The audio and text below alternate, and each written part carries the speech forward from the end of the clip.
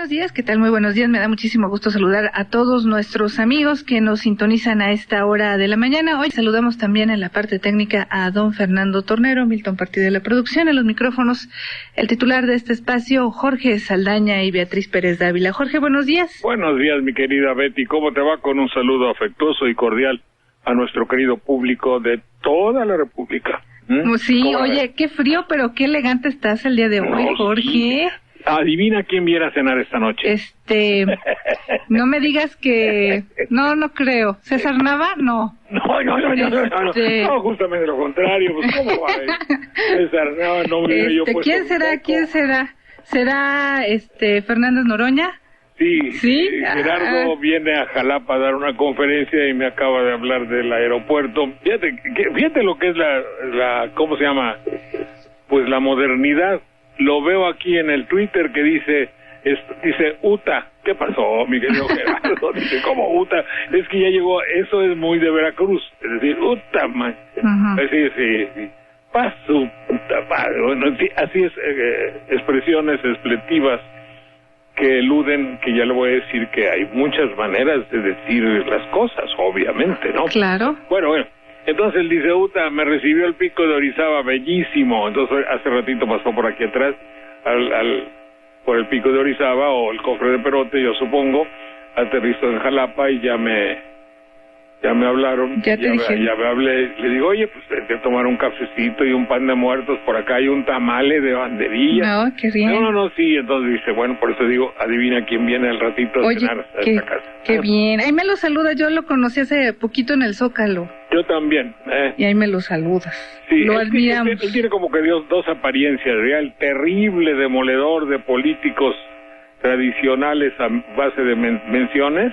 Sí. Y el personal, que es una persona muy agradable y muy normal. Adelante. Oye, Jorge, pues lo que no está nada normal es la situación de los migrantes en el país.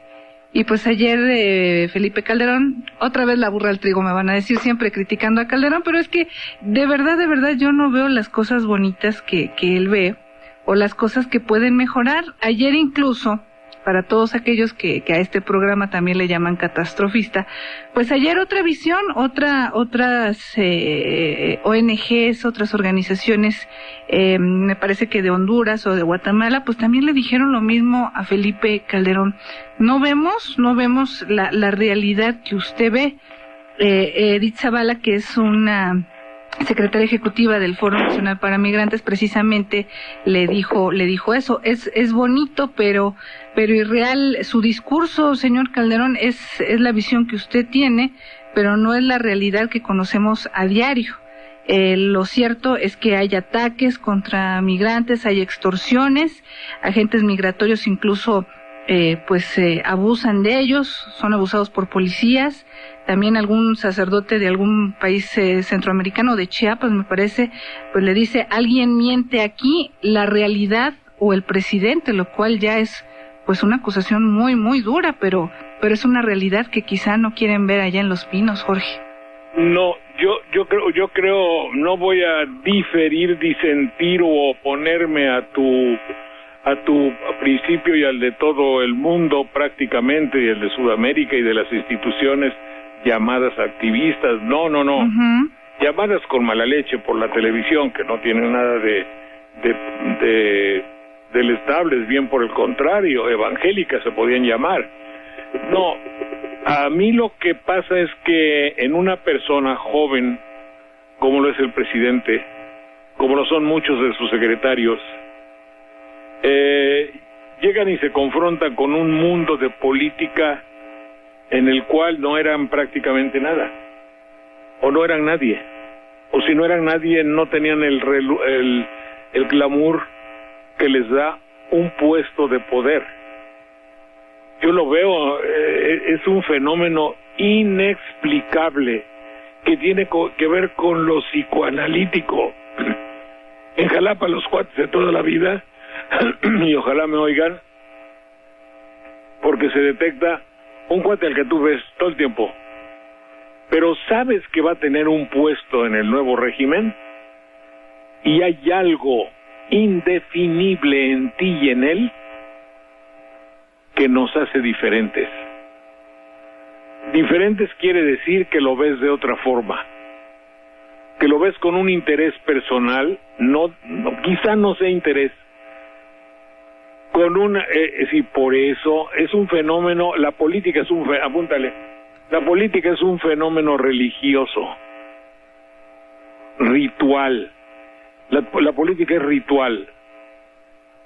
Cuando Don Quijote armó escudero a Sancho Panza, lo creyó todo el mundo, lo creyó la historia, lo creyeron los búhos de la noche, porque fue en la noche, lo creyó obviamente Don Quijote, quizá los de la venta u hotel, y desde luego Sancho Panza. ¿Qué hizo? Le puso las espadas así: tú eres el hijo. Entonces ese cambio que existe en una persona hace que el cristal, el crisol, que los anteojos, que la manera de ver todo sea diferente. Yo no creo que Felipe Calderón, dentro de su fuero interno, ni sabe, ni mucho menos cree, ni cabe la más remota posibilidad de que tenga uno de estos pensamientos que voy a decir. No cree que esté perdiendo la guerra, no cree que la vaya a perder, no quiere aceptar que en su guerra muchos de los suyos lo han traicionado, y les llama cobertura. Cobertura es algo positivo, cubre la gallina a sus polluelos, protege la hembra a su descendencia. El padre lleva la comida, es una labor de protección. Cobertura es una labor de protección, palabra no utilizable para la complicidad criminal, punto. Llamarle cobertura lo define. ¿Lo hace a propósito? No. Tengo la intuición personal y de anciano y viejo, lo que tú quieras llamarme, de que allá arriba creen que ahí la llevan, para utilizar una terminología muy comprensible en Banderilla y en algunos antros de Jalapa. Pero, es decir, en realidad ellos creen que las cosas van bien. Sí. Pero ¿no se supone que son las personas más informadas y que deben de tener una visión de todo? Voy a hablar de lo mismo. Ajá. En Yucatán agarran a un cuate que dicen que es poeta y que escribe los versos sin medida, sin ritmo, sin rima y sin inspiración. Puta, ese es un antipoeta. Si no tiene ninguna de estas características, hace cuenta Saldaña. Es decir, no tiene ningún conocimiento. Yo sé lo que hace falta. Por decir algo, el ejemplo, vamos a poner que alguien así, y alguien le dice: oye, vamos a cultivar a fulano de tal, y se ponen de acuerdo entre todos. Oye, yo tengo una cámara de televisión, y alguien lleva la cámara, otro tiene una imprenta y le hace un libro horrendo, otro le da un premio internacional, otro le da un diploma y otro le regala una capa y un moño. Y a pesar de que haya 40 grados de calor, ese hombre cultivado, al cabo de que 10 gentes le dicen que es Calderón de la Barca, o Jaime Sabines, o el poeta que te guste, ese cuate desfila en Mérida con una capa y con un moño negro como poeta que es, porque lo cultivaron. Y ahí habrá, yo me acuerdo de Pesqueira, no me acuerdo cómo se llamaba mi amigo el historiador de Mérida, que me contaba cómo se cultivaba en Mérida y cómo al cabo de un tiempo cualquier gente cree lo que los demás le dicen. Una especie de cosas así sucede en la actualidad, y sucede con la fuerza inconmensurable y poderosísima de la televisión. ¿Qué le dirían al señor Narro, que es una persona inteligente, comprensiva, que tiene la edad necesaria para saber el lugar y la ubicación que debe tener su universidad? ¿Cómo lo convencen para que se vaya a sentar en Iniciativa México? Y cómo va de la mano, unido con la televisión comercial, aquella que obviamente está en trincheras diferentes a las trincheras que defiende una casa cultural como aquella que el señor Narro dirige. Bueno, es una especie, el señor Narro lo hace por traicionar a la universidad ENO, lo hace porque está convencido de que la cultura universal de la UNAM debe unirse con el lugar que cobija a Adán Ramones o... ¿De verdad me estás hablando en serio? Pero te estoy hablando en serio. O sea, ¿verdaderamente creen que con esto... Pero si somos humanos. Hay labor de convicción. Y hay pesos y palabras. ¿Por qué? Pero el lugar de la UNAM no está con Adal Ramones. Perdóname, pero no. ¿El qué? El lugar de la UNAM no está obviamente, con Adal Ramones. pero dentro del criterio, ¿tú crees que alguna persona con la sapiencia y el conocimiento, y habiendo llegado ahí, y cómo luchaba para tener la UNAM, yo decía que qué buena onda que un hombre de tanto peso y tanta esencia pueda llegar a heredar el puesto de Juan Ramón de la Fuente? Sí. Eso decía. Yo creo que sí, que sí lo cree. De otra manera, el peso histórico de decir no puede ser, tendría que haberlo hecho rechazar. Tendría que haber decir no es mi lugar. ¿Me explico? Entonces yo creo que sí debemos pensar que Calderón está convencido de que así es. Y Calderón habla con un lenguaje que evidentemente es un lenguaje televisivo. Ahí no había yo llegado y todavía no sé si tenga yo la razón o no. Pero el discurso de Calderón es un discurso acoplado a los parámetros, a las leyes, a las normas, a la ¿cómo se llama? Al léxico televisivo. Es bien importante. Pónganse las pilas. Ahí la llevamos. Es un juego de fútbol. Y luego, ¿qué más dijo ayer? Dos o tres cosas. Ayer particularmente, hay cobertura. Sí. Llamarle cobertura a una asociación criminal es un subterfugio, un ambaje, es un rodeo locutoril. Y los locutores somos nosotros. Échate ese trompo en uña para que veas. Y luego, ya hablando en plata y la neta o lo que sea al último, tuvo una reflexión doméstica. Sí. Cuando dijo además que él tenía conocimiento de la traición, él dijo francamente, soy traicionado. Así lo digo yo, así lo entendió la gente, pero no lo dijo así. Y sí, está digno de examinarse, Sí, está para examinarse, Jorge, porque pues entonces yo entendería que hay dos realidades. Esa que vive el presidente, que a lo mejor tú dices sí, verdaderamente la creen, pero yo más bien creo que no pueden echarse para atrás en ese proyecto que echaron a andar, y que obviamente busca pues beneficio para los intereses de la oligarquía y no para el beneficio del pueblo. Y en esa realidad se va a enfrascar, aunque sea mentira. Ahora te digo otra. Cuando dice el presidente, vamos con todo, pues yo no soy nadie para decir con todo respeto, pero no vaya usted con todo.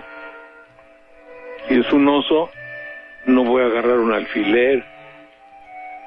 Si es una serpiente, no voy a agarrar un paraguas. ¿Me explicó? O si es una araña chiquitita, no voy a agarrar una metralleta. Chiquitita pero venenosa, por ejemplo. Sí, debe de estar apegado a la realidad, obviamente.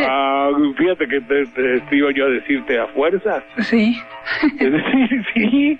¿Cómo es posible que con todo? Una lucha, que no guerra, un combate. Cuando Juan Ramón de la Fuente ayer dijo, debemos tener un instituto de adicciones, estaba negando obviamente la guerra al narco. Claro. Porque para la guerra al narco no se puede ir con todo, se tiene que ir con curación. Sí. Es decir, no hay que ir con todo, hay que ir con lo inteligente. Con inteligencia sí, con todo no. Por eso el discurso presidencial es muy difícil de creer. Y tú dirías, bueno, ahí hay gente de una gran inteligencia para que lo rebata, para que le diga con buenas palabras, haciendo uso de la oratoria, de la lógica, de la filosofía, de la historia, ellos que saben tanto, ahí están. Y yo volteo y veo y digo, bueno, pues ¿quién será? ¿Quién? Pues solo Beltrones. No. Bueno, pues Beatriz, no. Ahora sí me hiciste reír. Hacemos una pausa, regresamos. Estamos de vuelta en este espacio. Números telefónicos en cabina. Ahí está Milton tomando llamadas. 5518-7760, Lada sin costo, 01800-581-8248.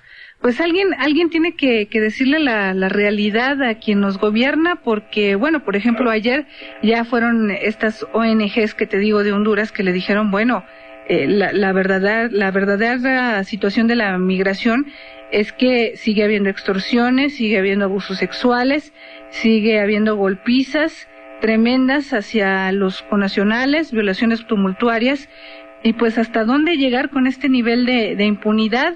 Calderón no puede decir que es un fenómeno natural, porque pues con esa palabrita en su discurso ya se está deslindando del quehacer gubernamental, que es precisamente evitar la corrupción. Y con el cuento de todos que de así está el mundo, pues así está el mundo, pero y ya por eso ya es consuelo. En realidad eso ni siquiera debían de decirlo. Ahora ya paren su carro, por favor, estamos hasta la coronilla. Y eso va por todos mis colegas, de todos los presidentes municipales, de todos los candidatos a gobernatura, de todos los candidatos gobernadores que se quieren lanzar a otra, como uno del norte, no me acuerdo cómo se llama, que quiere dejar a su hermano. Están pintando verdaderamente un México inconsistente, idiota. No somos idiotas. Para el locutor muy bien, porque lo invitan allá, va, se pasa 8 días. Yo les prometo a ustedes que si alguna vez me llega a invitar un gobernador, voy a ir porque me encanta. Pero les voy a decir, me invitó y pagó el pasaje él, obvio, y el hotel y mi comida y todo eso, ¿no? Pues es la verdad. Pues es la verdad. Pero entonces, y ya como dice, está bien, dime cuál es tu proyecto. Bueno, para mí lo primordial, después de que ahora, gracias a la aceptación generalizada de un 99.9 de la población, quien con toda conciencia y con toda cultura se dirigió y ha manifestado, y a mis enemigos les digo, pues que ni modo, yo les tiendo la mano, estamos hasta el gorro de todo lo que dicen, y con su meta babosa, idiota, retrasada y estúpida. Fíjense que no digo ninguna grosería, No, ¿o sí dije? No, de ninguna manera. La cosa de una imbecilidad supina es, ¿cuál es tu proyecto principal? Qué bueno que me pregunta eso, señor Saldaña, porque aprovecho la oportunidad. ¿Qué va usted a hacer? ¿Cuál es su proyecto principal? Mire, qué bueno que me pregunta eso. Mi proyecto principal es tejido social. ¿Ah, sí? ¿Qué quiere? Desde luego, para mí el tejido social es lo fundamental. Restañar todas las heridas que hay en el tejido social y dedicarme, desde luego, desde el primer minuto de mi administración, voy a entrarle al tejido social. Joder, caray, perdón, ya estamos hasta el gorro. La libertad de expresión en México se ha convertido en un diálogo de sordos, apúntale. Tú dices, yo escucho, tú dices como si estuvieras convencido de lo que dices, y yo hago como que oigo y me intereso. Ese es el juego televisivo de Juan Pirulero, en el cual cada quien está oyendo el programa de su predilección.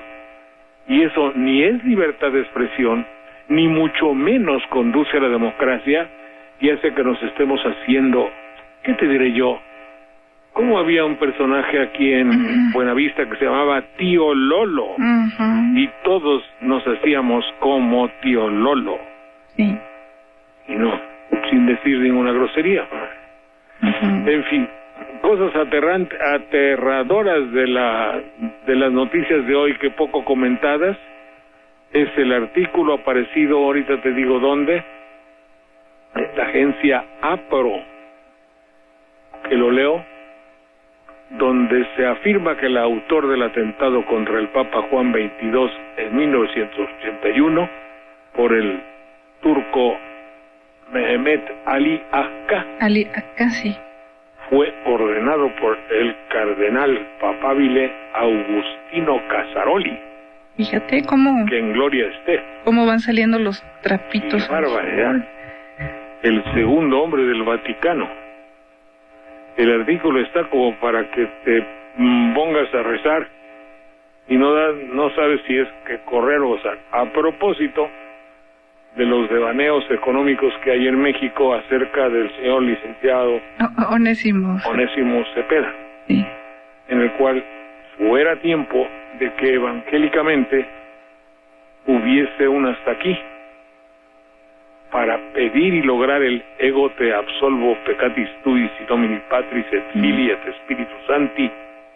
Es decir, la Iglesia, como cualquier político mexicano, deja cabos sin atar, rosarios sin terminar, Padre Nuestros a la mitad y Ave María sin conclusión, evangelios que no terminan, sentencias que no tienen la segunda parte definitiva, y se queda todo en el aire de la información.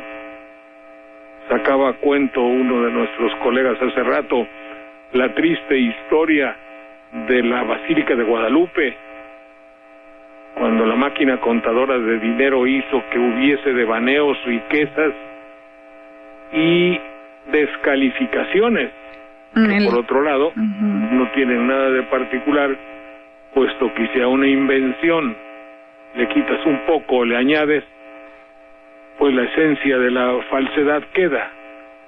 Y que si existió o no existió Juan Diego y todo eso, y que si Schulenberg... En la época de Schulenberg, sí. Todo lo que ustedes quieran y manden, y si volvemos a la época actual del Regnum Christi, y Maciel, entonces quedamos en que la Iglesia es mater e magistra. Y las acusaciones a Diego Monroy también, ¿no? Que salieron en proceso. Las acusaciones de un crimen no explicado. Sí. Y entonces es efectivamente mater e magistra, madre y maestra. En lo que sí, pocos han considerado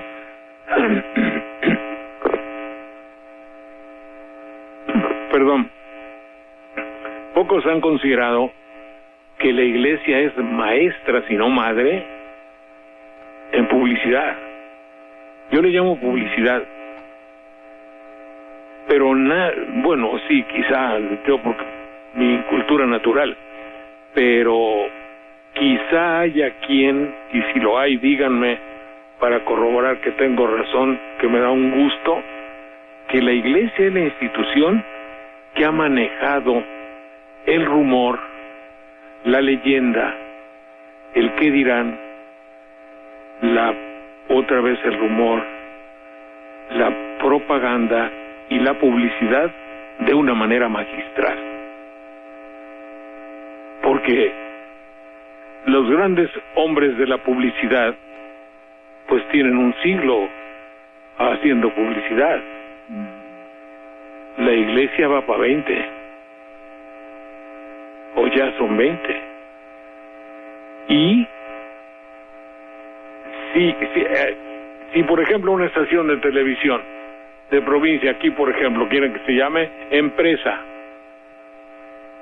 o sea, alguien dijo fíjate cómo lo que comenzó con un burrito y un matrimonio y la señora encinta, fíjate todo lo que ha dado al ver una de esas grandes catedrales.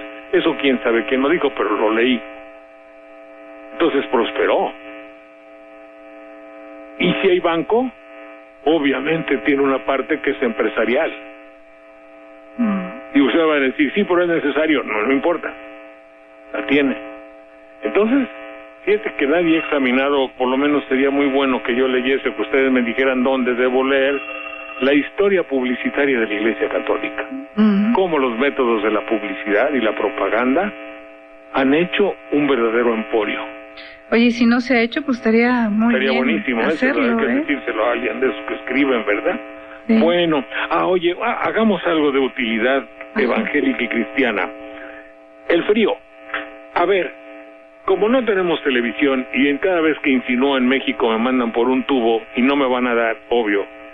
Sí, gracias al Canal 22 y a Norberto el bueno, Norberto que es del Canal 22, Peña creo que es,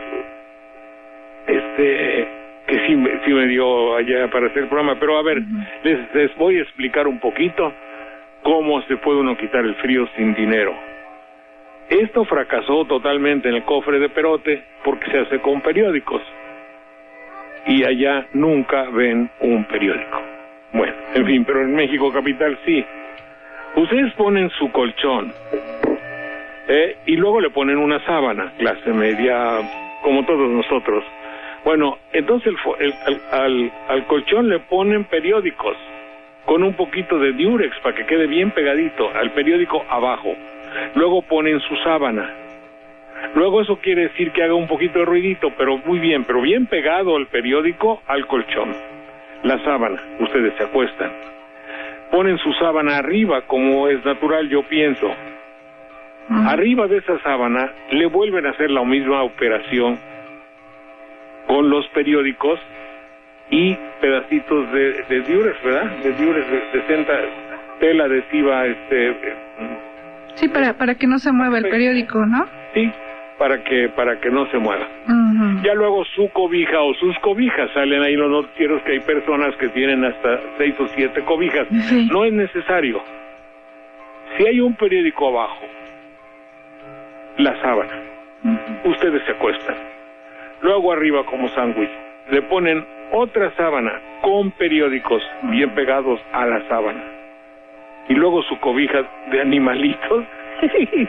Me dio mucha risa cuando vi que ya se me había olvidado, Chin, las cobijas con dibujos y con flores y con cosas así. Eso es algo bellísimo. Habría que hacer una exposición de cobijas de la clase. Si Monsiváis lo viera, seguramente lo tomaría para su... No me estoy burlando. Así son y así son. No, sí. Porque ahí está la publicidad que se les da justamente en la televisión. Claro. Sí, de ositos, de personajes de películas. Sí, osos con ojos grandes. Bueno, ahí le quedan así. Se acuerdan de mí, pero díganme si lo hacen y díganme, por favor, me va a dar mucho gusto si lo hacen y no pasan frío. Eso es en la noche. Ya luego hagan su camisa de periódico, se ponen una camisita, la más raída y la más fregada que tengan, hacen su camisa de periódicos, también holgadita para que si se ponen fuertes no la revienten. Y se hacen sus mangas, cada manga por cada lado, y después un suétercito o una chamarra, se acabó el frío. Entonces háganlo de veras. Adelante. Una pausa, regresamos en un minuto. Estamos de regreso, nos puede mandar sus mensajes de texto vía celular al 30500. Pues estuvo bien esa recomendación, Jorge, porque aparte de todo, pues no se exponen al peligro, como sería el caso de los calentadores, que tú ves que han ocasionado muchas muertes en esta temporada, y también se aprovecha para que no salga el presidente municipal o el de Protección Civil a decir que están pues haciendo tal cosa, armando albergues, porque eso, de hecho, de facto lo tienen que hacer, no tienen que salir a los medios a decir lo que van a hacer. Bueno, a ver, invito a cuates, hay algo curiosísimo que no deja de ser de interés. Mantarraya Ediciones se llama. Se le ocurrió hacer un libro poético, a mí que me gusta la poesía, pues no me invitaron, qué poca. Presenta su más reciente trabajo. ¿Sabes cómo se llama el trabajo? Querido, digo que querido porque cada vez que ves querido así, 22 poetas mexicanos relatan de manera personal y poética la visión que tienen del cantautor Juan Gabriel con un libro que se llama Querido. ¿Cómo de qué hablará? Pues no sé, tengo curiosidad. Un libro editado en su honor y que en breve estará disponible y que hoy se presentan los autores en la... Desde luego hablará del amor, ¿verdad? Pero obviamente, pero ya dedicarle un libro a Juan Gabriel por su canción querido, creo que así va, no me acuerdo. Sí. Auditorio de la Galería de Arte Contemporáneo de Jalapa, miércoles 10 de noviembre a las 20 horas. Ahí estaremos para ver a querido. Pues el chiste es que viniera Juanga, ¿verdad? Tiene mucho porque a Veracruz él va a cerrar todo lo de aquí, de sexenio y todo está bien. Voy a decirte el notipoema porque ya viene por ahí don Gerardo Fernández. Ya, qué bueno. No, pues dicen que viene aquí abajo por la escuela, pero no tarda. Bueno. Entonces digo el notipoema, ya ves que ha habido una gran polémica sobre la existencia o no de Dios, ¿eh? Muy bien. Hoy surge la pregunta que reviste el enigma total de nuestra historia. Y no hay inteligencia y no hay memoria que me pueda afirmar que Dios existe. Nadie con el infierno o con la gloria me alegra o me convierte en hombre triste. No puedes creer en él, porque lo viste. Dios no es solo un problema de oratoria. Todo lo que preguntas no sabemos.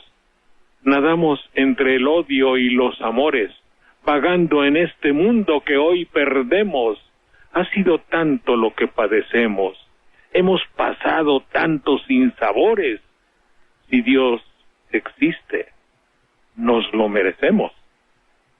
Pues sí. Oye, sí, porque la verdad con todo esto que ha pasado de la iglesia ya tenemos severas dudas. Bueno, las teníamos, como quizá cualquier ser humano, pero ahora decimos, bueno, ¿dónde está Dios? Sobre todo en todas estas cuestiones. Fíjate nada más.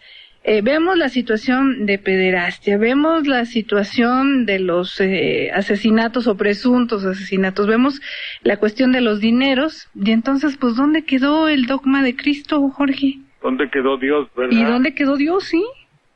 Qué barbaridad. Y Y sigue la mata dando ahí con Onésimo, ¿verdad?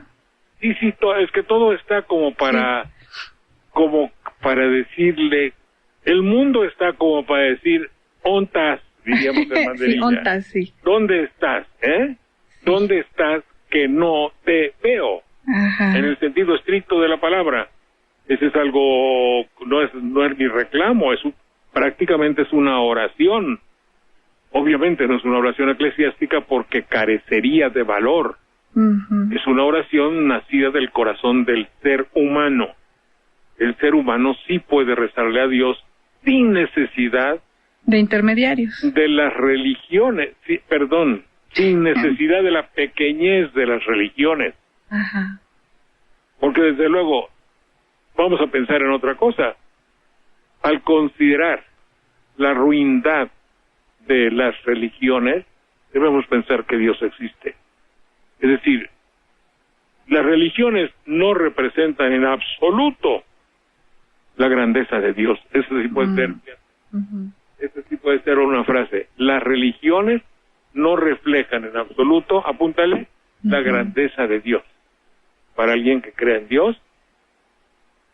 Ahora, otra, no se puede creer en Dios a través de sus religiones. Esa es la que me apego mucho. La frase que quedaría, ¿verdad? Sí. No se puede, francamente. Es que Dios no permitiría eso. No, obviamente. O puede ser, acabas de hacer otra, mi querida Betty. Ajá. La prueba manifiesta de la existencia de Dios son las religiones. Son las religiones, sí. Apúntale. La prueba evidente de que Dios no existe son las religiones. Ajá. ¿Quién con buen sentido va a pensar que puede encontrar a Dios a través de una religión? No, pues no. Imposible. Fíjate cómo es relativamente fácil hacer frases célebres. Por eso el filósofo de Güemes, pues tuvo tantas, Por eso ¿verdad? la hace el filósofo, ¿verdad? Pero sí, yo creo que la pregunta principal es ontas, ¿no? Ontas, sí. Dios. Y la pregunta principal para Dios es ontas. Fíjate que me escribe el queridísimo doctor José Antonio Lara Peinado. Tiene puntos de vista magníficos respecto al México actual, donde está, habla sobre las cosas que interesan a la televisión y secuestran y matan a 18 muchachos, habla sobre lo que es importante o no. Dice, pero la nota de Calderón es que su hermana se va a lanzar como candidata. El país está en la pobreza extrema y la nota es que Vicente Fernández, el Potrillo y no sé qué madre cantaron ante de Costa de México. La gente no consigue empleo y la nota es que Moreira quiere ser presidente de su partido y que su hermano y que las arañas. Los políticos nos llevan a un discurso esquizofrénico, paranoico. Esquizofrénico en tanto viven de realidades virtuales, delirantes, que quieren a toda costa imponer un sentido paranoico en tanto se asumen como perseguidores y perseguidos. Todo esto en relación a los futuros candidatos a elecciones que hoy más que nunca adquieren un rasgo psicótico, es decir, delirante y alucinador. Y por ahí sigue el doctor Lara Peinado hablando un poco de lo que aquí decimos muchas veces, el hecho de que como que se ha hecho una psicosis, algo patológico el medio, es decir, la comunicación que existe entre el político y la gente es esa. Sí. Muy bien, tengo muchísimo gusto en saludar con nosotros aquí en vivo y en directísimo a Gerardo Fernández Noroña. Gerardo, ¿cómo te va? ¿Qué tal? ¿Cómo estás, Jorge? Mucho gusto también. Bienvenido a tu casa y a las tierras jalapeñas. Llegamos rayando el caballo, pero ya estamos acá. Pero por ahí te oí pasar en el avioncito aquí atrás. Y luego que dices, no, dice, lo que pasa es que, fíjate, te veo en Twitter que dices, ahí voy. Luego dices, ahí veo el Pico Orizaba, y ahí vienes, y luego ya llegas por acá, lo que es la comunicación en este mundo. Sí, fíjate que las redes sociales están siendo muy útiles, esto de Twitter. Qué bueno. A mí me está abriendo espacios en universidades públicas y privadas, qué bueno, jóvenes muy interesados. Qué bueno, muy bien. Qué bueno. ¿Qué estudiaste, Gerardo? Soy sociólogo de la UAM, Azcapotzalco, en una época en que era una formación muy marxista. Yo bromeo que de cada 4 materias que llevábamos, 5 eran de marxismo. En aquella época. En aquella época, estamos hablando de los 80, estudié 69, 83. Ajá. Sí. ¿Y cuál era tu tirada? La política siempre, ¿verdad? Siempre, fíjate que yo me eduqué con mi abuela era una mujer excepcional, una mujer formidable, y yo bromeo porque cuando yo le dije a que quería dedicarme, le dije, me voy a dedicar a la política, mamá. Yo le decía mamá, y me dice, pero ¿por qué si tú eres bueno? Bueno, pues porque quiero hacer cosas en favor de la gente, ¿no? Pero la historia se repite cuando también a aquel Cervera Pacheco le preguntó a su abuelo, me voy a la política. Todos en la familia hemos sido honrados. Pues sí, era desde esa época no se veía más que el PRI para hacer política con posibilidades de hacer carrera. Pero ya sabíamos que era corrupto, todo el mundo lo sabía. Sí, y yo decidí nunca hacer militancia partidaria hasta que no... Yo tenía confianza de que tenía que haber otro espacio, siempre fui de izquierda. ¿Qué fue lo primero que leíste, Gerardo? Fíjate que a mí me hizo leer, bueno, pues leí muchas cosas, ya es que en la escuela te hacen leer montones de cosas, pero a fuerza, complacer la verdad, complacer. El primer libro que a mí me gustó y que fue el que me generó el placer por la lectura fue La Tregua de Mario Benedetti, me gustó muchísimo. Estaba yo muy chiquillo. Muy reciente. Jorge, sí. Vamos a hacer una pausa, perdonen por interrumpirlos, una pausa ya programada, y inmediatamente regresamos con Gerardo Fernández Noroña. Ahora sí estamos de regreso y ya no los interrumpo, pero aquí tiene muchas llamadas felicitándolo, Gerardo Fernández Noroña. Yo también lo conocí apenas en el Zócalo, le mando muchos saludos y adelante. Muy bien. Adelante, estábamos platicando, Gerardo, de tus lecturas, ¿verdad? Sí, que empecé con Mario Benedetti y ahora sabes que me decían el otra vez en una reunión que hubo con funcionarios del INBA y de Conaculta, y les decía, ¿ustedes pueden creer que mi utopía es expropiar los medios de producción? Y decía, no, mi utopía es crear el primer país de hombres y mujeres de lectores voraces, de lectores empedernidos. Ese sería formidable. No, pero la primera me interesó. ¿Cómo dijiste que era? La utopía, en vez de expropiar los medios de producción, hacer un país de lectores voraces, de lectores empedernidos. Eso es más difícil. Claro, y los medios de comunicación también, como que me late imposible en México, en todo caso. Sí. Pero el color de nuestro país, la materia de nuestro país, desde nuestro punto de vista, ha sido que los medios de comunicación, y sobre todo los electrónicos, le han dado la característica fundamental al México actual. No tienen una influencia bárbara, lo cual es lamentable por un lado, porque hay pocos espacios verdaderamente de libertad, de ofrecer información veraz. Hay un proceso de manipulación, destruyen honras o hacen honras de quien es deshonroso con la mano en la cintura. Es terrible el nivel de manipulación que hay, verdaderamente terrible. Sí. Pues ya ves cómo ya nos pasamos un ratito de 5 minutos y no hemos dicho ni tú ni yo, que tengo y adolezco del mismo problema, no hemos dicho ninguna grosería, ninguna picardía, mi querido Gerardo. Ni una sola. Mira, en la comparecencia de Molinar Orcasitas dicen que lo insulté. No le dije un solo insulto, ¿eh? Dije cosas muy duras, pero no, dijiste muchas verdades. Claro, le dije asesino, le dije corrupto, le dije borrachina, Calderón. Bueno, pues todo eso es público, ¿no? Y son cosas que están ahí, o sea, agravios muy fuertes. Lo que pasa es que también a mí me dicen a mí que yo regaño. Lo que sucede es que en el tono, en la forma, ¿te acuerdas lo que decía Reyes Heroles? Que en la política, forma es fondo. La forma es fondo. Sí. Pero también decía que todo lo que no mata, alimenta. Pues mira, decía Einstein que si vas a defender la verdad, hazlo de frente, deja la elegancia para el sastre. Yo creo que tiene razón, hay que decir las cosas. Bueno, el Consejo Nacional de la Policía decía las cosas por su nombre, pues eso es lo que hace uno. Sí.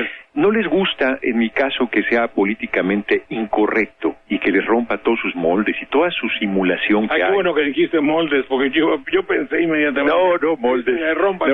Si le rompa sus estructuras. ¿verdad? Todas sus estructuras, porque es una simulación bárbara. Comparecen en la Cámara, es pura simulación. Señor secretario, te miente desvergonzadamente, se burla de ti en tu cara, y todo el mundo, señor secretario, no, eso no, yo no estoy dispuesto a tolerar ese tipo de cosas, ¿no? Y la gente, fíjate, la verdad es que yo estoy muy contento, porque la gente abajo me trata con mucho cariño, ¿no? O sea, hay mucho aprecio, se siente que yo soy su voz en la Cámara, eso me honra, ¿verdad? Eso me honra mucho. Por supuesto que hay gente, me aborrece, pues el país polarizado. Entonces, no, pero muchos de tus enemigos te engrandecen. Pues fuera lastimoso que, por ejemplo, te aplaudiera la televisión. No, López Dóriga, por ejemplo, fíjate, tenía más de un año que no íbamos a decir grosería. Tenía más de un año que no sacaba una nota mía, por ejemplo, y ahora con lo de Molinar, sacada de contexto, cuando estoy enojado, saca la imagen. Nada más lo hacen para, pues eso, desvirtuar, para fastidiar. Pues Andrés Manuel ni se diga, le han hecho campañas feroces desde que fue candidato a la presidencia. Cuando la ganamos, continuaron y no han parado.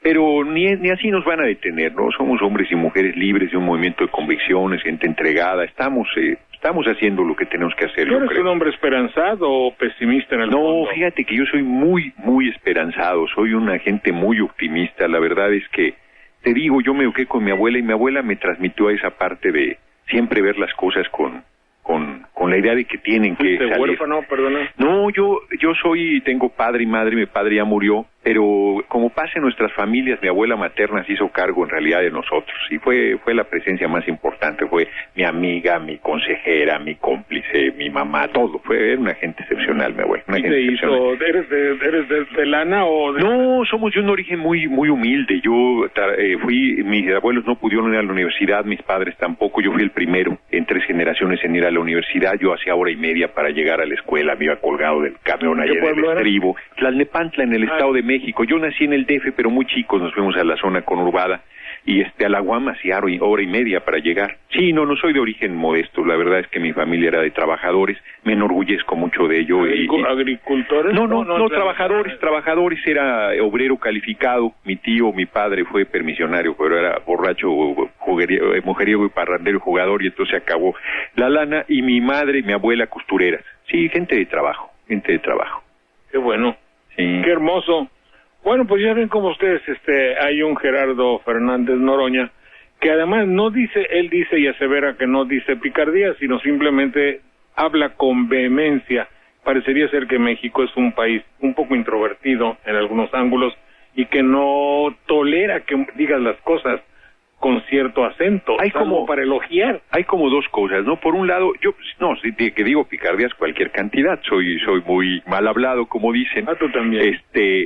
Pero en los espacios públicos no les he soltado ni una, la verdad.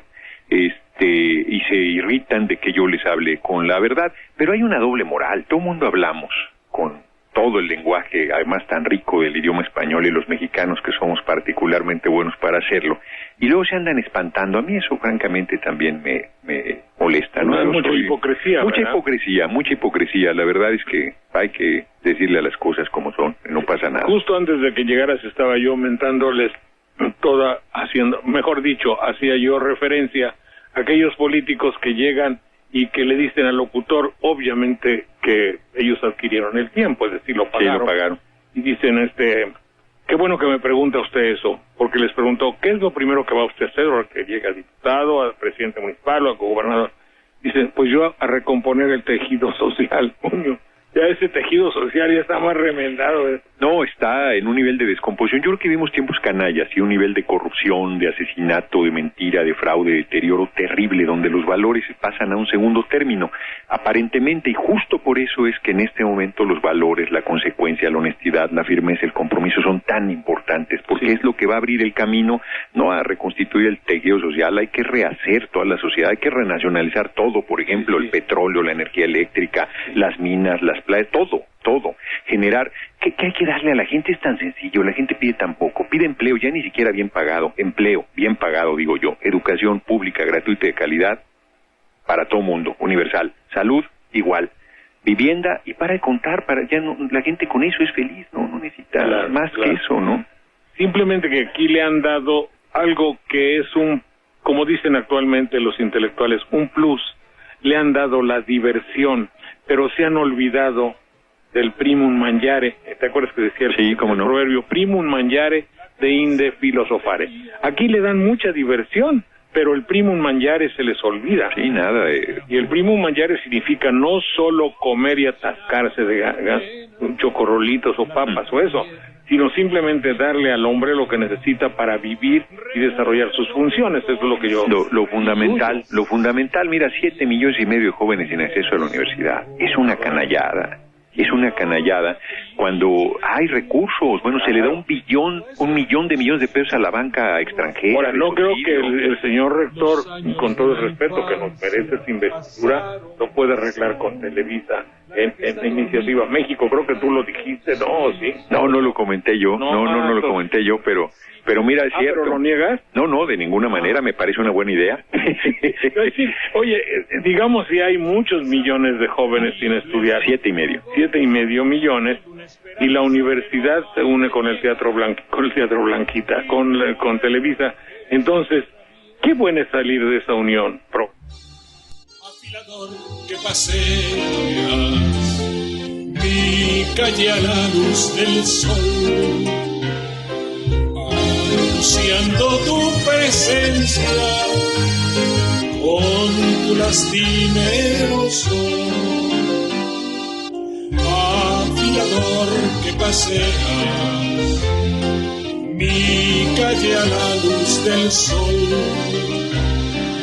anunciando tu presencia con tu lastimero